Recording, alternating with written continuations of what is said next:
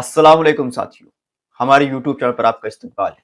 साथियों, AIMIM party ने दिल्ली के होने वाले विधानसभा चुनाव को लड़ने का ऐलान कर दिया है। जी हाँ, एआईएमआईएम पार्टी के प्रदेश अध्यक्ष शुएब जमई साहब ने कल एक वीडियो जारी कर ये ऐलान किया है कि एआईएमआईएम पार्टी वहां पर एक यात्रा निकालने वाली है। उस यात्रा का मेन फोकस है वो 10 विधानसभा सीटें हैं। उन 10 विधानसभा सीटों पर एआईएमआईएम पार्टी की यात्रा होगी और आने वाली 10 तारीख को एआईएमआईएम पार्टी के वरिष्ठ नेता इम्तियाज जलील साहब, जो कि महाराष्ट्र के प्रदेश अध्यक्ष हैं और दिल्ली के प्रभारी भी हैं, वो मुस्तफाबाद के अंदर एक जनसभा को संबोधित करने आ रहे हैं। जी हाँ, इम्तियाज जलील साहब भी दिल्ली के अंदर अपना दौरा करने आ रहे हैं। आपको बताते चले कि दिल्ली की 10 विधानसभा सीटें जहां पर एमआईएम पार्टी का मेन फोकस है, जहां पर एमआईएम पार्टी चुनाव में प्रत्याशी उतार सकती है, उन 10 विधानसभा सीटों का नाम भी शुएब जमाई साहब ने लिया है। हम आपको पढ़ के नाम बताते हैं। पहली सीट है बल्ली मारान, ये भी मुस्लिम बहुल सीट है। दूसरी सीट है सदर बाजार, चांदनी चौक, मठिया महल, सीलमपुर, बाबरपुर, ओखला, जाफराबाद, मुस्तफाबाद। ये विधानसभा सीटें ऐसी जहाँ पर मुसलमान वोट निर्णायक भूमिका में है। यहाँ पे कुछ विधानसभा सीटें ऐसी जहाँ पर मुसलमान ही विधायक इस वक्त मौजूद है। साथियों, बताते चले कि दिल्ली विधानसभा चुनाव आज से 2 महीने बाद होने की संभावना नजर आ रही है। दिल्ली के अंदर आम आदमी पार्टी की सरकार है। आम आदमी पार्टी के मुख्यमंत्री आतिशी हैं। पहले अरविंद केजरीवाल मुख्यमंत्री वहां पर थे। अरविंद केजरीवाल को वहां पर कुछ मामलों में जेल जाना पड़ा, उस वजह से उन्होंने रिजाइन कर आतिशी को मुख्यमंत्री पद पर बैठाला है। अब माना जा रहा है कि दिल्ली विधानसभा चुनाव में कई टक्कर अरविंद केजरीवाल की पार्टी को मिलती हुई नजर आ रही है, क्योंकि एक तरफ भारतीय जनता पार्टी है जो कि पूरी ताकत के साथ दिल्ली विधानसभा चुनाव लड़ने जा रही है। वहीं दूसरी तरफ कांग्रेस पार्टी भी इस बार बहुत ताकत से इस बार चुनाव लड़ने जा रही है। ऐसे में बहुसंख्यक वोट का बंटवारा होना तय माना जा रहा है और इसमें असदुद्दीन साहब की पार्टी एआईएमआईएम पार्टी का यहाँ पर चुनाव लड़ना बहुत ज्यादा जो समीकरण है वो उसको उलझा सकता है, क्योंकि एआईएमआईएम पार्टी मुसलमान वोटों को बेस बनाकर टारगेट करके यहाँ पर चुनाव लड़ने वाली है और एमआईएम पार्टी मुसलमान वोट पर सेंध अगर लगाती है तो सीधा सीधा नुकसान यहाँ पर अरविंद केजरीवाल की आम आदमी पार्टी को होता हुआ नजर आ सकता है।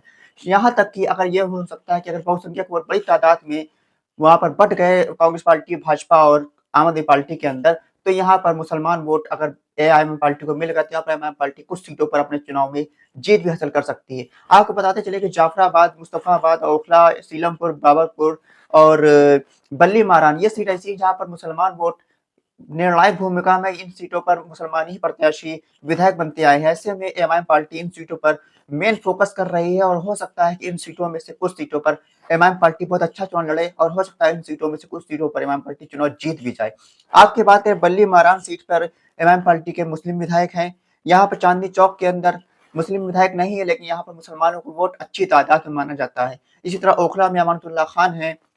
मटिया महल में शोएब इकबाल हैं, जो कि बहुत पुराने लीडर हैं, बहुत पहले से विधायक बनते चले आ रहे हैं।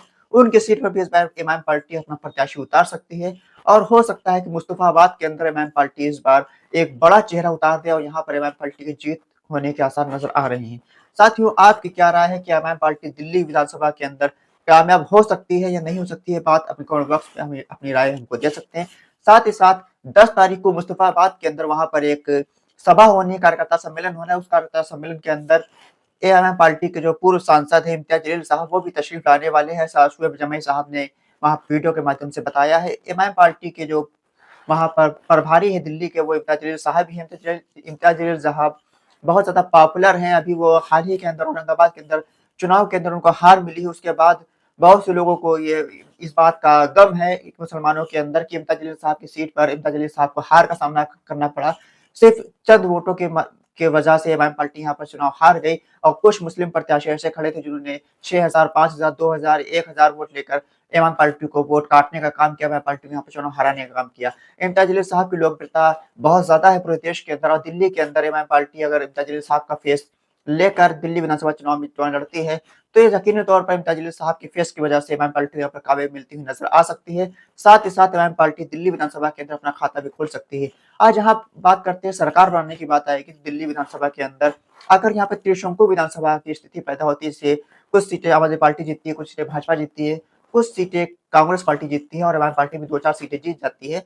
ऐसे में एमआईएम पार्टी के पास सत्ता की चाबी हो सकती है और एमआईएम पार्टी जिस तरफ जाएगी उसकी सरकार बनने की संभावना भी हो सकती है। ऐसे में एमआईएम पार्टी दिल्ली के अंदर बार्गेनिंग पावर एआईएमआईएम पार्टी के अंदर बढ़ जाएगा, मुसलमानों के लिए वहाँ पर काफ़ी ज़्यादा अच्छा साबित हो सकता है ये चीज़। साथियों, आप अपनी कमेंट बॉक्स में अपनी राय हमको दे सकते हैं कि एआईएमआईएम पार्टी दिल्ली के अंदर कामयाब होगी या नहीं होगी, या फिर एआईएमआईएम पार्टी को दिल्ली की किस विधानसभा सीट से चुनाव लड़ना चाहिए।